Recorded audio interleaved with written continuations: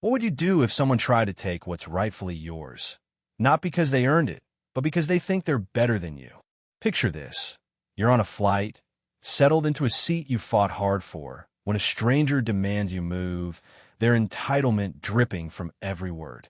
Now, imagine you're me, a black woman who's clawed her way to the top, facing that moment with nothing but calm defiance and a phone call that could change everything. What happens when quiet strength meets unchecked privilege? Stay tuned, because this isn't just a story about a seat. It's about a fight that turned an ordinary flight into a reckoning no one saw coming. Before we dive in, if you love tales of resilience, justice, and the underdog coming out on top, hit that like button, share this with your friends, and subscribe for more stories that pack a punch. Where are you watching from today? Drop it in the comments. I'd love to know. Your support keeps these stories alive, so let's get the word out. Now, buckle up. Here's how it all went down. The leather of seat 1A felt like a silent triumph under my fingertips as I eased into it, the cool softness cradling me after weeks of chaos. Outside the window, the sunset spilled across the sky in vivid streaks of orange and pink, a fleeting masterpiece over the tarmac that I'd promised myself I'd savor. This wasn't just a flight, it was a threshold. I was headed to Zurich to ink a deal that could rocket Nexus Innovations, the tech company I'd built from the ground up, into a stratosphere I'd only dreamed of as a kid hunched over a scavenged computer in my mom's tiny apartment. I took a sip of sparkling water, the bubbles sharp and crisp against my lips, and let my shoulders drop. For a moment, the world felt still, and I could breathe. But stillness, I've learned, is a luxury that rarely lasts. I heard her before I saw her. The rustle of silk, the staccato click of heels against the cabin floor, purposeful and impatient. Then she came into view, Evelyn Stokes, a platinum blonde with a posture that radiated entitlement, her designer handbag swinging from her elbow like a badge of supremacy. Her eyes swept the first-class cabin, sharp and hawk-like, and landed on me with a pause that carried weight. It wasn't surprise in her gaze. It was judgment, the kind I'd faced too many times to count. As a black woman who'd fought her way from a crumbling neighborhood to the top of the tech world, I knew that look intimately. It was the same one I'd seen from teachers who assumed I'd fail, from executives who smirked when I pitched my ideas, from strangers who questioned my right to be anywhere they deemed exclusive. "Excuse me," she said, her voice slicing through the plane's soft hum like a shard of glass. She stopped beside my row, hands on her hips, her presence demanding attention. "I think there's been a mistake. This seat is mine." I looked up at her, unhurried, letting her words hang in the air between us. "This is my seat," I said, my tone calm but deliberate, each syllable measured. 1A. I booked it weeks ago. Her lips twitched into a smile. Tight, forced, not reaching her eyes. "I'm a platinum elite member with this airline," she said, her voice dripping with condescension. "I always get priority seating. You might be more comfortable somewhere else." I let the silence stretch, watching the arrogance ripple across her face like a wave. I'd met people like Evelyn Stokes before, people who wielded their privilege like a weapon, who assumed the world bent to their whims, and that someone like me, with my dark skin and quiet confidence, could be brushed aside. "I'm perfectly comfortable right here," I said, my voice steady, a steel thread woven through it that told her I wasn't moving an inch. She blinked, momentarily thrown, but recovered with a snap. "There's clearly been a mix-up," she said, waving over a flight attendant like she was summoning a servant. Greg, his name tag read, a young guy with neatly combed hair and a smile that twitched with nerves under her glare. "There's an issue here," Evelyn barked, gesturing at me like I was a glitch in her perfect plan. This seat was supposed to be mine. I handed Greg my boarding pass without breaking eye contact with her, my fingers brushing the crisp paper as I let it go. He fumbled with his tablet, his eyes darting between the screen and me, then back to Evelyn, who stood there tapping her foot like a metronome of impatience. I wasn't angry. Not yet. I'd been through this dance too many times, proving I belonged, showing receipts for my existence in spaces others took for granted. It took me back to my childhood in East Oakland, where my mom, hands rough from cleaning houses, stood tall at the grocery store counter when the clerk accidentally shortchanged her. "Check again," she'd say, her voice firm but never loud. That lesson had rooted itself deep in me, a quiet strength I carried through every slight, every subtle dig. Greg cleared his throat, his Adam's apple bobbing. "This is indeed your seat, Miss Carter," he said, his politeness tinged with hesitation, like he wasn't sure whose side to take. Evelyn's eyes narrowed, a crack splintering her polished facade. "That can't be right," she snapped, her voice rising. She must have bought a last-minute upgrade. People do that, don't they? I could have told her the truth, that I didn't buy anything last minute, that this seat was mine by design, paid for with money I'd earned through years of grinding past closed doors and dismissive laughs. I could have told her about the scholarship I'd won at 16 after teaching myself to code on a library computer, the first server I'd built from scavenged parts in my mom's kitchen, the investors who'd smirked until I turned Nexus into a name they couldn't ignore. But words like that were wasted on her. Instead, I leaned back, my gaze unwavering. "I suggest you take your assigned seat," I said, cool and final. "This conversation's over." Her friend, Linda, a jittery brunette with wide, anxious eyes, tugged at her arm, whispering something I couldn't catch over the hum of the engines. Evelyn shook her off, her voice dropping low and venomous. "I'm not sure you understand who I am," she said, leaning closer, her words laced with a threat she didn't bother to hide. "I always fly first class. I'm not about to let someone like—" She stopped herself, the unspoken end of that sentence hanging heavy, a dagger she'd aimed but didn't dare fully unsheath. "Someone like me?" I repeated, my voice soft but weighted, a thunderclap wrapped in velvet. The cabin went still, passengers glancing over from behind their magazines and tablets, their curiosity a palpable thing. Evelyn floundered, her confidence buckling under the spotlight she'd created. "I didn't mean it like that," she stammered, her cheeks flushing. "I just meant, you're clearly not a regular up here." I raised a hand, cutting her off with a single gesture. "Stop," I said, firm and final. "You've said enough." The air thickened, tension coiling tight in the confined space of first class.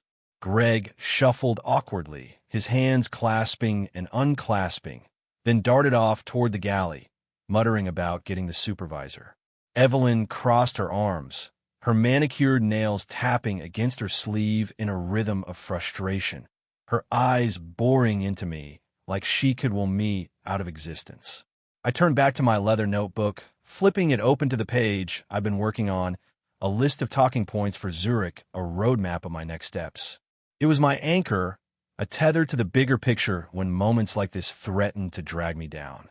The notebook was a gift from my dad, handed to me the day I graduated college, the first in our family to cross that stage. He'd been a janitor, my mom a maid, and they'd poured every ounce of their hope into me, their dreams stitched into late-night study sessions and scholarship applications typed out on a secondhand laptop.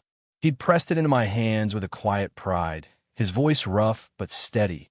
"Write your future in this, Maya. Don't let anyone take it from you." This seat, this moment, it was theirs as much as mine, a testament to every sacrifice they'd made. Deborah Lane arrived next, her heels clicking with an authority that didn't quite match the unease in her eyes. She was the flight supervisor, her uniform crisp, her dark hair pulled into a tight bun. But there was a flicker of something when she looked at me. Recognition, maybe, or just the instinct that I wasn't someone to push. She glanced between me and Evelyn, who launched in her tirade again, her voice climbing with every word. "This is unacceptable. I'm a Platinum Elite member. I've spent more on this airline than she probably makes in a year. I deserve that seat." Deborah turned to me, her tone cautious, measured. "MS. Carter, I understand your position, but would you mind moving to another seat? Just to resolve this quickly? It's still first class, 2C, right across the aisle." I tightened my grip on the armrest, feeling the leather creak beneath my fingers, the sensation grounding me. I thought of my mom again, her hands calloused from scrubbing floors, her voice steady as she told me, "Don't ever let them make you small, Maya. I'd carried that through every boardroom battle. Every time I'd had to prove my worth twice over just to get a seat at the table. This wasn't about a chair. It was about the principle, the quiet fight I'd been waging my whole life. I booked this seat for a reason, I said, my voice low, unyielding. I'm not moving. Evelyn let out a sharp, bitter laugh that echoed through the cabin. Unbelievable, she said, shaking her head like I was a child throwing a tantrum. You're really going to make a scene over this? Fine. Let's see how far this gets you. I smiled faintly, though my eyes stayed cold, a glint of steel beneath the calm. Let's, I said, my voice a quiet challenge. She didn't back down. She demanded the captain, her voice rising until it reverberated off the walls, drawing stares from every corner of first class. An older man in a suit pretended to read his tablet, his fingers frozen on the screen. A woman with a toddler whispered to her husband, their eyes darting my way. A teenage girl across the aisle pulled out one earbud, her curiosity naked and unashamed. I felt their gazes pressing against me, a weight I'd carried before, sometimes with sympathy, sometimes with disdain, but always with the unspoken question, why is she here? The captain emerged from the cockpit, a broad-shouldered man with graying hair and a calm that seemed to settle the room. His uniform was pristine, his presence commanding without effort. What seems to be the problem? He asked, his gaze sweeping over us with practiced neutrality. Evelyn unloaded her grievances like a rehearsed script. Her platinum elite status, her loyalty to the airline, the injustice of being denied her seat. She gestured at me with a manicured finger, her voice sharp enough to cut glass. The captain listened, his expression unreadable, then turned to me, his eyes softening just a fraction. And you, ma'am? Do you have anything to add? I paid for this seat, I said simply, meeting his gaze without flinching. If the airline made a mistake with Mrs. Stokes's reservation, that's unfortunate, but it's not my responsibility to fix it. He nodded, his eyes lingering on me a moment longer, then turned back to Evelyn. Mrs. Stokes, I understand your frustration, but this seat was properly assigned to Ms. Carter. I must ask you to return to your assigned seat, so we can proceed with the flight. Her mouth opened and closed, a fish gasping for air on dry land. But that's final. He cut in, his tone firm but calm, leaving no room for negotiation. If you refuse, I'll have no choice but to remove you from this flight. The cabin sucked in a collective breath, a ripple of tension spreading through the rows. Evelyn glared at me, her fists clenched so tight her knuckles whitened, then stormed back to her seat, muttering under her breath about incompetence and entitlement. I didn't watch her go. I just sipped my water, letting the bubbles steady my pulse. This wasn't over. I knew that. People like her didn't let a slight like this fade quietly into the background. The plane settled into an uneasy hush, the hum of the engines the only sound punctuating the stillness. I flipped through my notebook again, tracing the edges of the leather cover with my fingertips, grounding myself in its familiarity. I thought of my dad again, his hands rough from years of pushing a mop, his quiet pride when he'd handed me this notebook. I'd been 22, the ink still wet on my diploma, and he'd pulled me aside after the ceremony, his voice low and thick. You're going places, Maya, he'd said, but they'll try to stop you. Don't let them. Write your future in this. He'd passed away 2 years later, a heart attack stealing him too soon, but his words lived in me, a compass when the world tried to knock me off course. Then my phone buzzed, a soft vibration against the pocket of my blazer. I pulled it out, the screen glowing with Marcus's name, corporate affairs. Marcus was more than a contact. He was a lifeline, a black man who'd climbed the ranks of the airline's board. He'd seen me through my first big fight, a venture capitalist who tried to undercut me 5 years ago, assuming I'd fold. Marcus had been on the phone with me that night, his voice steady over the crackle of a bad connection. They'll test you, Maya. Show them what you're made of. I'd won that battle, and he'd been in my corner ever since. I pressed the phone to my ear, keeping my voice low to shield it from the cabin's prying ears. Marcus, it's Maya Carter, I said, letting the edge bleed into my tone. I'm on flight 827 to Zurich, and I've got a problem with the staff. What's going on? His voice was sharp, alert, cutting through the static. They try to pressure me into giving up my seat for a platinum elite member who thinks the world revolves around her. I said, my words clipped but controlled. When I refused, it escalated. Flight attendant, supervisor, even the captain got dragged in. It's not just a request, Marcus. It's the assumption I'm less because I don't fit their mold. They what? His disbelief crackled through the line, followed by a low curse. You're kidding me. I wish I were, I said, glancing around to ensure no one overheard. Evelyn was still muttering to Linda across the aisle, her voice a low hiss of indignation. It's Greg, the flight attendant, Deborah Lane, the supervisor, and Evelyn Stokes, the passenger. I need this handled. Consider it done, he said, his tone hardening into steel. I'll escalate this to the CEO myself. They'll be lucky to keep their jobs by the time you land. I paused, my grip tightening on the phone, the plastic cool against my palm.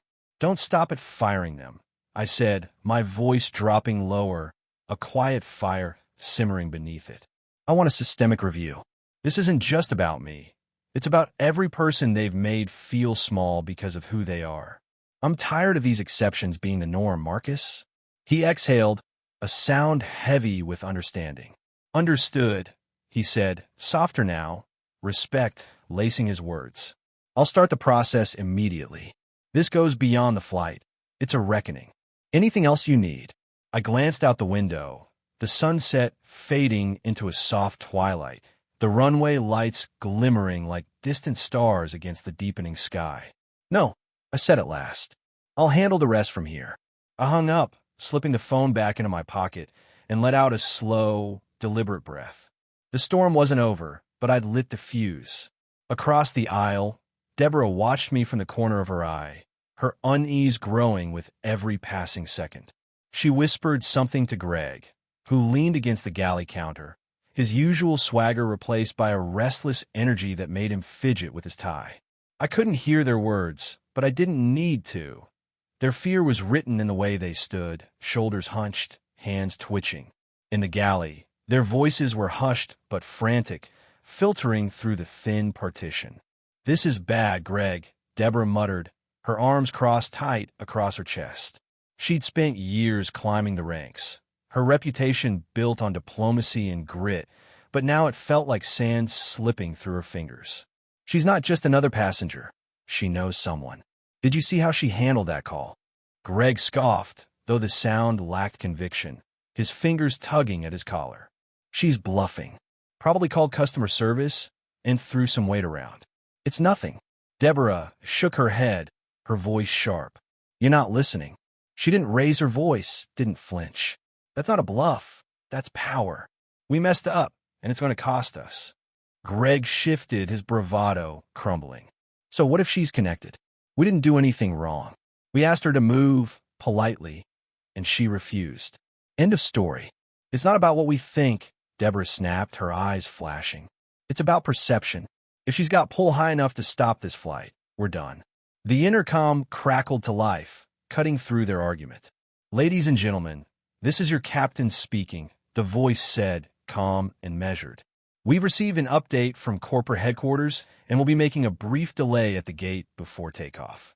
We appreciate your patience and will provide additional details shortly. A murmur rippled through the cabin, heads turning, whispers spreading like wildfire. Deborah's stomach dropped, her hands clenching into fists at her sides. Greg went pale, his fingers freezing mid-fidget. I stayed still, my gaze fixed on the window. The steady glow of the runway lights a contrast to the chaos unfolding inside. Marcus didn't mess around. I'd known that when I called him. 15 minutes later, the cabin door hissed open, and two men in suits stepped aboard, their presence slicing through the tension like a blade. The taller one carried a sleek briefcase, the other a tablet, their faces carved from stone, corporate enforcers sent to clean up messes. The taller one scanned the cabin briefly, his eyes landing on Deborah with cold precision. Ms. Lane, he said, his voice low but commanding. We need to speak with you and your team. Immediately. She nodded, her throat dry, and followed them to the galley with Greg trailing behind, his steps hesitant. The door closed behind them, and the whispers erupted. passengers craning their necks, Evelyn muttering loudly to Linda about incompetence and disrespect. "Can you believe this?" she hissed, her voice carrying across the aisle. "They're letting her run the show now. Ridiculous." Linda shifted uncomfortably, her hands twisting the hem of her sweater. "Maybe we should let it go, Evelyn," she whispered, her eyes darting toward me. "This is getting messy. Let it go." Evelyn snapped, her tone venomous. "Do you know how much I've spent with this airline? How many hours I've logged in first class? I'm not letting some nobody make a fool of me." I didn't react, my hands resting lightly on my notebook, my focus on the page in front of me, a sketch of the Zurich deal, numbers and timelines in my meticulous handwriting. I didn't need to engage with her. She was unraveling herself, and I'd already set the gears in motion. Inside the galley, the air was thick with panic. The taller suit stood with arms crossed, his voice even but cutting. "We've reviewed the situation," he began, "and spoken with key stakeholders. Effective immediately, both of you are removed from duty." Deborah's eyes widened, shock stealing her breath. "Removed?" she choked out. "But there's no room for negotiation," he cut in, his tone leaving no space for protest. "Your conduct has been deemed unprofessional and inconsistent with airline policies. Further disciplinary action will follow a full investigation." Greg's mouth opened and closed, his usual arrogance replaced by raw panic. "You can't be serious," he sputtered. "This is a misunderstanding. We didn't do anything wrong." The second suit stepped forward, his voice flat. "We've reviewed passenger testimony and corporate records. Your actions jeopardize the integrity of this flight and the airline's reputation. This decision is final." Deborah felt the world tilt, her years of service, her late nights, her meticulous attention to detail, gone in an instant. Greg's hands trembled, his voice rising. "She's just one passenger. Why are we the ones paying for this?" "Because you picked the wrong fight," the taller suit said, his eyes cold. "You're to leave the aircraft immediately. Security is waiting outside." When the galley door opened again, Deborah and Greg emerged, faces ashen, flanked by security guards in dark uniforms. "You're being removed from duty," the taller suit announced, his voice carrying through the cabin. "Leave now," Greg sputtered. "This is a mistake." But Deborah just stared ahead, her jaw tight, her career crumbling in real time. They were escorted out, the door slamming shut behind them with a final, resolute thud. Evelyn wasn't finished. She stood abruptly, her voice piercing the quiet like a siren. "This is outrageous," she shouted, glaring down the aisle. "I'm a Platinum Elite member. I've been inconvenienced here, and you're throwing out the staff instead of fixing this? I demand to speak to someone in charge." One of the suits turned to her, his expression unreadable, his voice cool as ice. "Mrs. Stokes," he said, stepping closer, "your behavior has disrupted this flight. We've been informed by multiple witnesses. You're being asked to disembark the plane. Your Platinum Elite status is revoked, effective immediately." Her jaw dropped, then snapped shut, her face flushing a deep red. "You can't do this," she shrieked, her voice rising in pitch. "Do you have any idea who I am? I have rights." "You do," he replied, calm and unshaken. "And so does every other passenger. Your actions violated the airline's code of conduct. Security will escort you off now." Two uniformed guards appeared at the door, their faces stern. Evelyn protested, her voice climbing higher as they guided her down the aisle, her hands flailing, her bag swinging wildly. "This isn't over," she screamed, her words fading into the distance as the door closed behind her.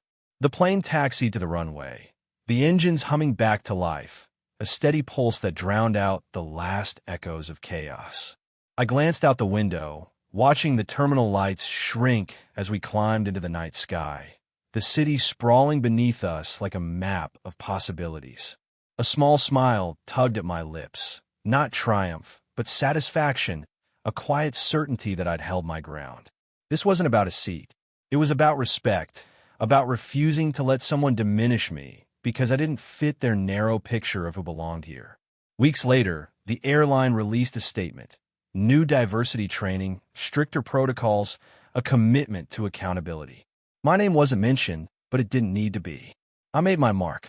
As the plane soared through the dark, I leaned back in my seat, closing my eyes, letting the quiet settle over me like a balm.